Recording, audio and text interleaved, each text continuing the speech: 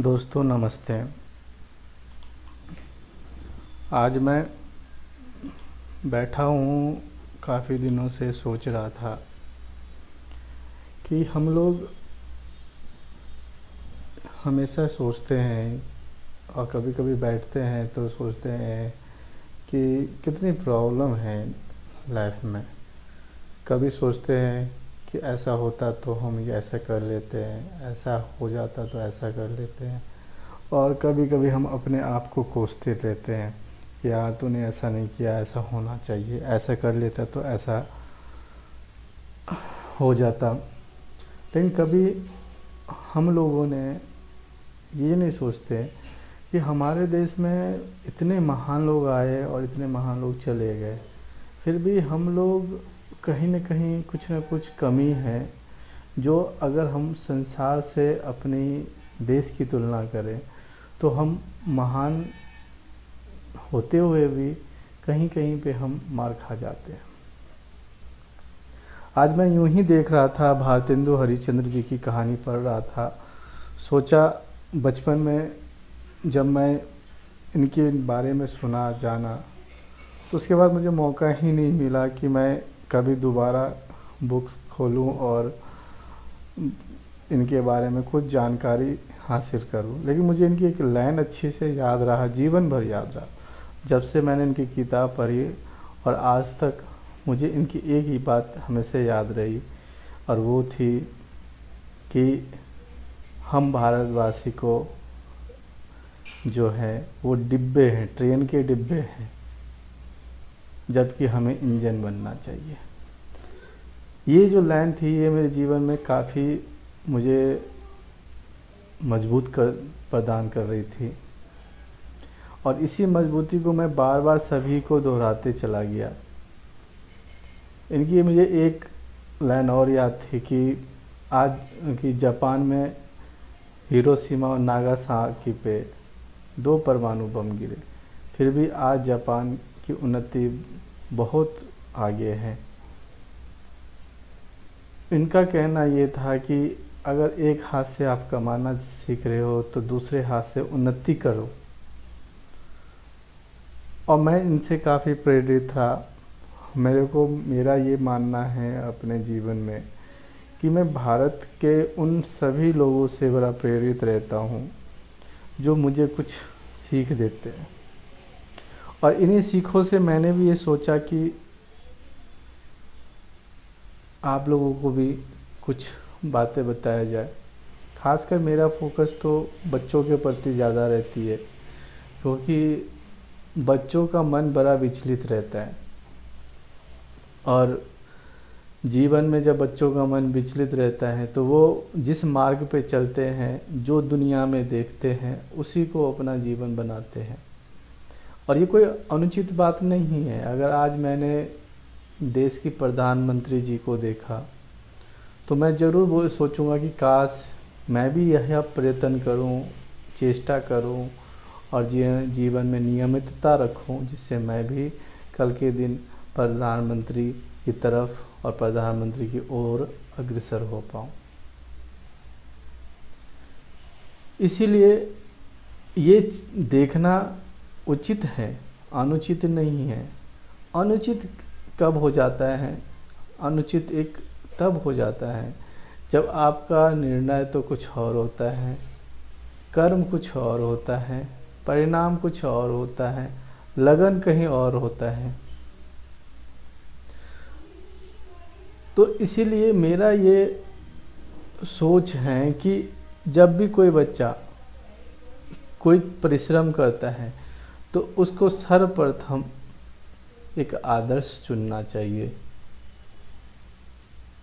और मैं ये नहीं कहता हूँ कि आप उनके आदर्शों को फॉलो करो, बट उनके आदर्शों का अनुसरण करो। अनुसरण करना एक अलग चीज़ बात होती है, और जीवन और उनके जैसे बन जाना एक अलग चीज़ बात होती है। भगवान ने जिस दिन हमें जन्म दिया है, हमें एक सब मनुष्यों से एक अलग बनाया है, लेकिन जीवनोपरांत हम जिस रास्ते पे हैं, जिस नियम पे काम करते हैं, उसमें हमें मजबूती प्रदान करे। इसीलिए हमारे को एक अनुसरण मिल जाता है तो हमारे जीवन में कुछ अच्छाइयों के साथ हम आगे बढ़ते चले जाते हैं। भारतेंदु हरिश्चंद्र की बात मैं इसलिए, ये सब बातें मैंने इसलिए किया कि भारतीय जब हरिश्चंद्र जी का जो जीवन था बहुत अल्प था, मतलब बहुत ही छोटी जीवन था उनका। 35 वर्ष में उनका निधन हो गया और उनके कार्यशैली इतनी अच्छी थी कि आज तक हम लोग इनके नाम से परिचित हैं।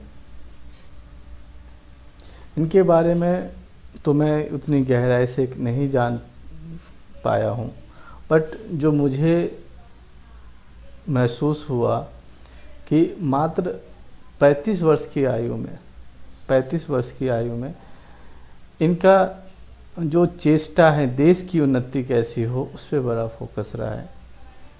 और मैं इनकी इस सोच से, इस विचार से बहुत ही प्रेरणा मिला है मेरे को।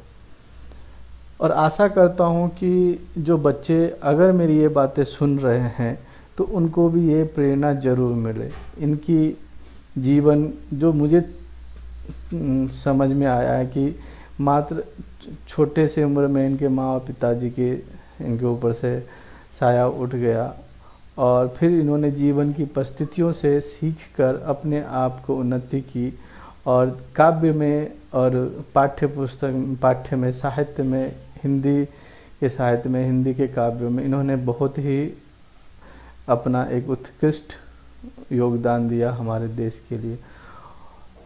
और इनकी ये प्रेरणा जो मैं आप सबको, जो मेरी बात ये सुन रहे हैं, उनको कहना चाहूँगा कि हम सब लोगों को एक भारत का जिम्मेदार नागरिक बन के हमें एक हाथ से कमाना है और एक हाथ से देश के लिए सोचना है और देश की उन्नति में भागीदारी करना है।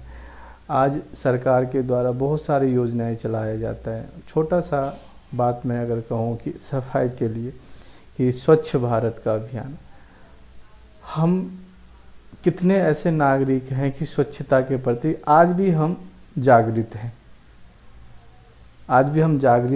ऐसे कितने हम नागरिक हैं। बहुत सारे हमारे बचपन के मित्र हैं और जो मेरे बच्चे हैं जिनको मैं हमेशा देखता हूँ, सुनता हूँ, वो भी एक नॉर्मल व्यवहार करते हैं। वो भी उतना स्वच्छता के लिए हमेशा कहते तो हैं, लेकिन प्राय होता क्या है कि वो बातें तो बहुत हो जाती है, लेकिन जब धरातल पे बात आती है तो वो समझ में आता है हाँ ये चीज़ नहीं हुआ।